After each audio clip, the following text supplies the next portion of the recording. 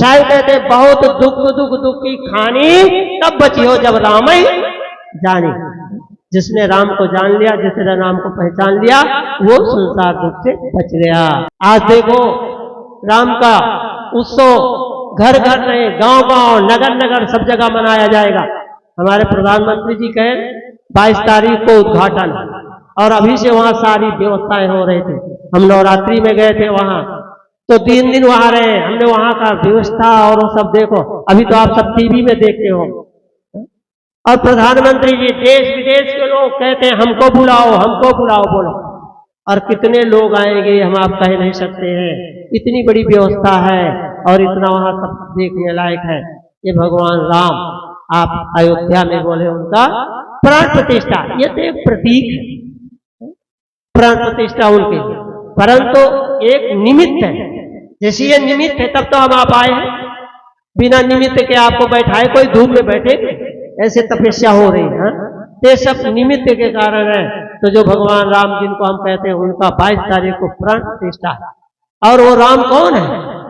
महाराज हमारे यहाँ तो कहा गया ना, कबीर साहब कहते हैं एक राम है जगत पसारा, एक राम है सबसे न्यारा, एक राम है घट घट,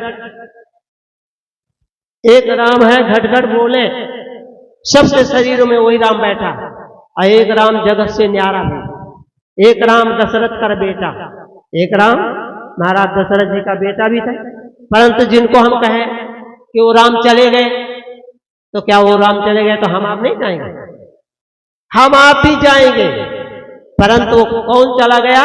शरीर चला जाता है, आत्मा कभी जाता नहीं। इसलिए वो राम भी अभी है और हम आप भी अभी हैं। राम जो है जो सबके अंदर बैठा है, रमनते योगिनो यस्मिन् राम, आज जिसको कहा गया, वो राम हमेशा रहता है। उसी को भगवान कृष्ण गीता में कहते हैं, उसी को कबीर साहब कहते हैं कि हृदय बसैते राम न जाना। जो सबके हृदय में बैठा है उस राम को हमें देखना है, उस राम को जानना है, उस राम को पहचाना है। और जिसने उस राम को जान लिया उसके जीवन का सारा दुख मिट गया। नहीं तो राम नहीं जान पाता, इसीलिए संसार में दुख, बहुत दुख दुख दुख की खानी। कबीर साहब कहते हैं कि ये जीवन तो इतना दुख में, आप देखो ना जिससे भी बात करो बस अपनी कहानी सुनाना चलता। कौन सुखी है बताओ दुनिया में? शायद कहते हैं बहुत दुख दुख दुख की खानी तब बची हो जब राम ही जानी। जिसने राम को जान लिया, जिसने राम को पहचान लिया, वो संसार दुख से बच गया।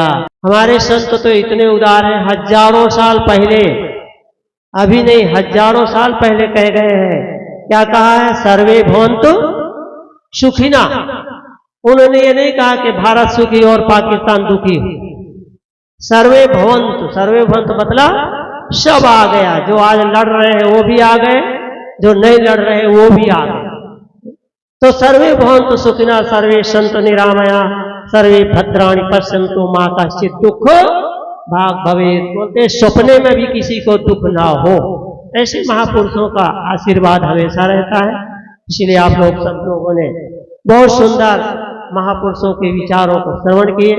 समय की एक मर्यादा होती है, आप जानते हैं। आप बैठे बैठे सब तपस्या करते करते भी सब देख रहे हैं कि टाइम बीत गए।